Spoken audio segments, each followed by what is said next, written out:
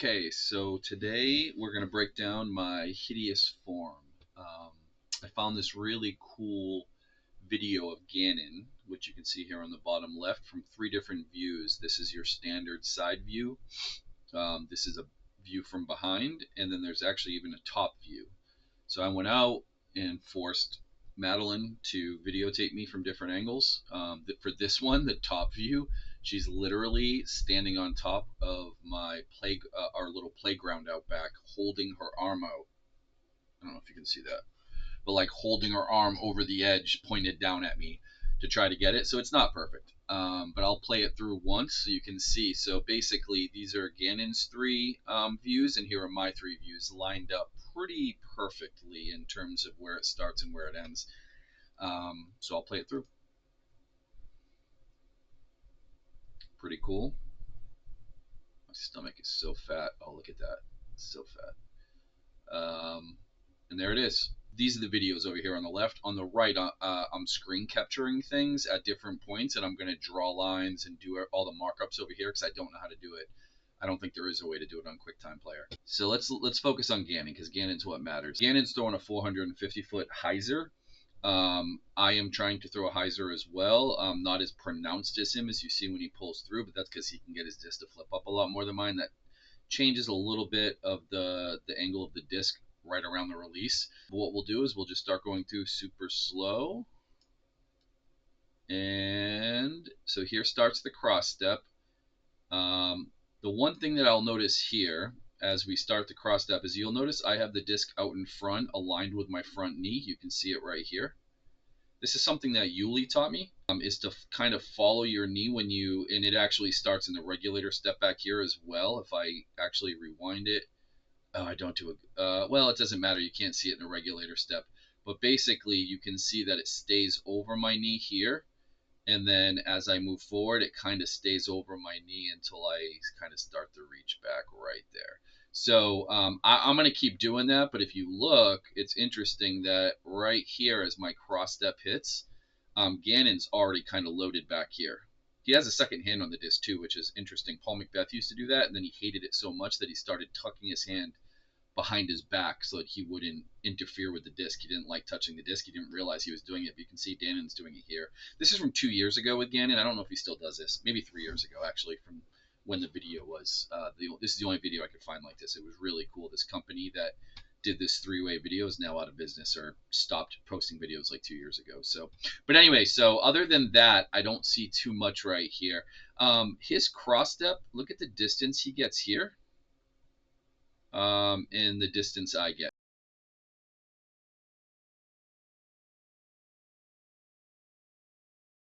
Another thing that's something that I learned recently that I can totally tell that I don't put into practice. Notice how I'm holding the disc flat here. Look at how Gannon is holding it so you can see the bottom of the flight plate. He does this. He has a whole video on why he does this, but there's two reasons. He said when he pulls through, if you think about it, if this disc is at that angle, when he pulls through, because you'll see, actually I'll just forward it because that's why this is so cool. Watch how he reaches back, and when he pulls through close to his chest, because it's supposedly like at an angle right here, it's easier to pull through.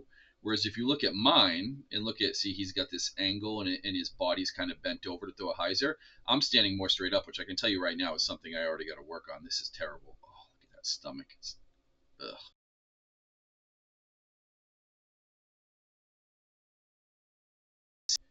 I am straight up.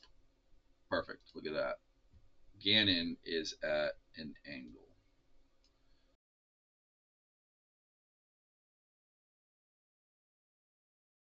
This is interesting, is you want to pull the disc almost as straight as you can from when it's in the back to when you release. So watch. When Gannon does it, he pulls through. Look at that. That's beautiful. He pulls through and it's right out in front of him. But I actually am going at this angle, which I'll draw kind of to show next time.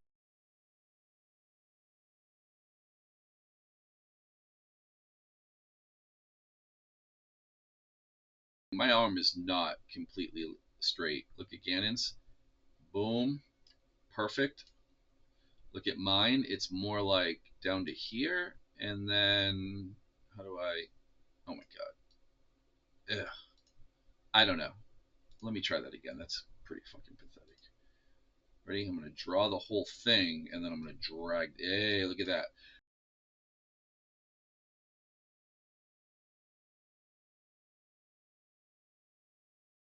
One thing I know I do well is creating a window. And what the window is, Joel Freeman has a really good video on this. Basically, your last step, let me roll this back. So if you watch this one right here, or let's watch Gannon because I'm pathetic. But watch Gannon and watch. So you do this cross step. Now this step that you do right here with his left foot. So watch this left foot. When he lands it down, boom, to throw, these feet should not be in a line. Like if you're throwing a baseball or hitting a baseball, where your feet are lined up to the pitcher or to home plate. And the way you can see that is this view from behind. See how it kicks out just a little bit, and it creates this window between the two legs. If his legs, because he's throwing on this plane, trying to throw out here, if his feet were one behind each other, you wouldn't be able to see his front leg. So watch it. Watch this view right here. As he goes through. So the first step and the cross step kind of are aligned, but when he puts this foot down, boom, right there, if you look, this foot would be over here for a lot of amateurs in line. It's not supposed to be. Well, I do that pretty well. I mean, my form is terrible. But if you watch mine, watch my run up here. If you look right here, boom, I create that window as well. So that's something I know I do well. But one thing I did notice is even though I have the window, check this out. Gannon's knee, you can see his knee right here, and his foot is at like a 45-degree angle, I would say. Like here would be, let's do this, this would be 90 degrees, and he's more at like a 45, like that. I feel like mine, look at mine. If you look right here, I'm going to zoom in and do it. Let's go straight down. Whoops. Let's put this back and go straight down. That's good enough. And then this is mine. You can see it going out like this. It's more like it, like that. And it doesn't look that pronounced, but I can tell it is. And the way that I can tell is look at how you can see most of Gannon's knee and his shin. And look at mine. My knee is pointed over here, way behind me. So my knee is pointed way back. I mean, you can even see it in my shorts, like the way that my shorts fall. So I'm pointed way too far back. Another thing I notice is my reach back, and this is something I'm working on. It's called turning the key. It's a way to throw nose down. I throw nose up 2 to 4 degrees. You need to be throwing nose down -2 to -4 degrees. This thing that Gannon teaches, pulling through like this, he says that that will actually help you because when you start going at this angle, and if you let's look over here, when you look at the way that he cocks his hands right here, he says that when you start at this angle and then you pull through, when you come to flat, you naturally turn your hand over to get the disc flat. And that turning the hand over will overturn or get it more than flat, because flat would be a 0-degree nose angle. You want it down a little bit, so it literally, like as your hand comes through, you flip it up. Another thing I noticed here, just never really thought of this before, but if you look at the distance from like my butt to my foot, you know, it's only a little bit, but look at Gannon's. Now this is super interesting. Just look at the top view and watch how Gannon, again, the disc goes, this is where, from straight behind him, so it's lined up with his shoulder. Mine is, instead of being like here, this is definitely a thing. Look at how Gannon's arm is straight back and my arm is cocked. Oops. My arm is, what the hell am I doing? Is at an angle. I have overreached. So if this is 6 o'clock, so if this is Gannon, here's 12 o'clock straight in front of him. Here's cover your 6, military term, because cover your ass right behind you. If that's 6 o'clock, his arm is straight 6. I'm like 5:30 or 5. Let's see if I do it a little bit worse. Do I go a little bit further? Nope. I reach back. And then we both pull, but he pulls and curls straight in. Just watch his hand. He pulls and curls straight in. He pulls and curls straight in. And what do? Watch this. I don't curl my wrist at all. I just start pulling. See, look at that. He's still on the back of the disc, and I'm on the side. of the disc. So that's definitely an issue.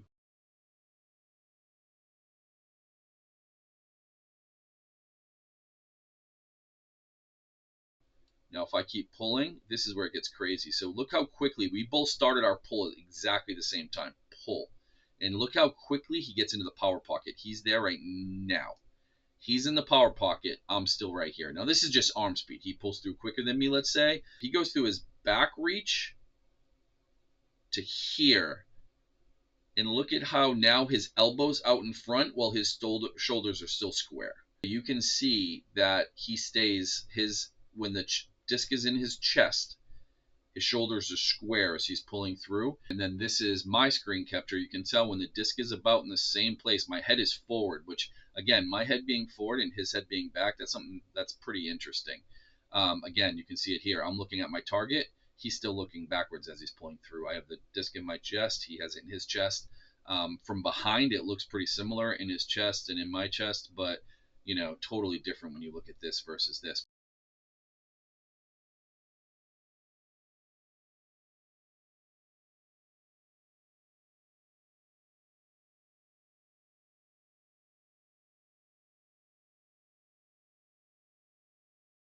Okay, so if I were to draw from this shoulder to this shoulder, look at that view.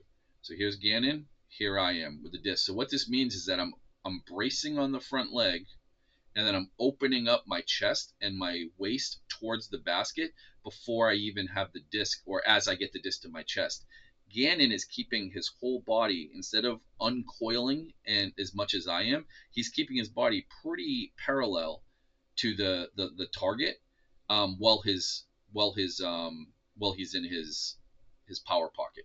So I need to just tell myself, when I'm in this power pocket, my body needs to be turned. My shoulder needs to be like here, and you know what I mean? And my head needs to be right above the disc here. So if I could draw this, this will be my head, and then that will be one shoulder, and this will be the other shoulder.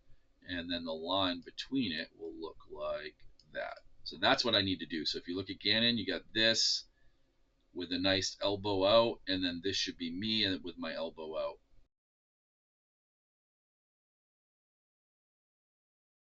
Another thing I noticed about my reach back, I've been watching videos recently on how when you reach back, look at Gannon, you should be reaching slightly down so that when you pull through, you're pulling through on an upward plane, which creates positive launch angle. Not nose angle, but launch angle. So you want your, that's a little aggressive. Let's pull this down like that. You want to be reaching down so you're pulling through at a slight launch angle. For example, Paul Kranz, who I know Blake knows, he's on MVP now. Used to be on Discmania with Gannon, and I actually played around with Paul at Idlewild when I was caddying for Brody. I'm here with Mr. and World Champion.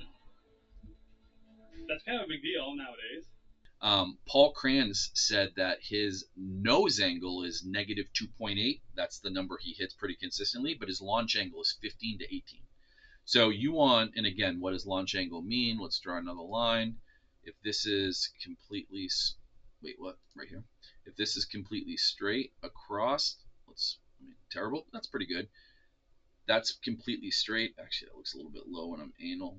Boom, like that. So if you were to look, this angle between these two is your launch angle, and you want that to be 15 to 18%. So if you pull through flat, that would be 0% launch angle, and this is an 18% launch angle. Well, if you look at me, I have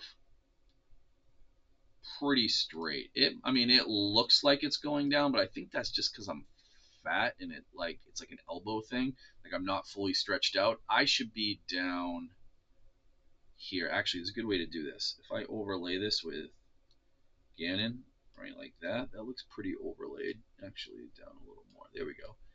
That's what it should be like from my shoulder, right, like that. Look how much longer Gannon's arm is than mine. Well, it doesn't mean that it's in the same frame. But either way, I'm way too, maybe I'm not way too high, maybe 3 or 4 inches. But then you can tell, let's go over here. Watch when I pull through. I probably pull through flat. I don't have a great launch angle. Yeah, I even raise it a little bit. Look how much worse it is here. And then watch, I pull through flat, pull through flat. It can't be the right way to do it.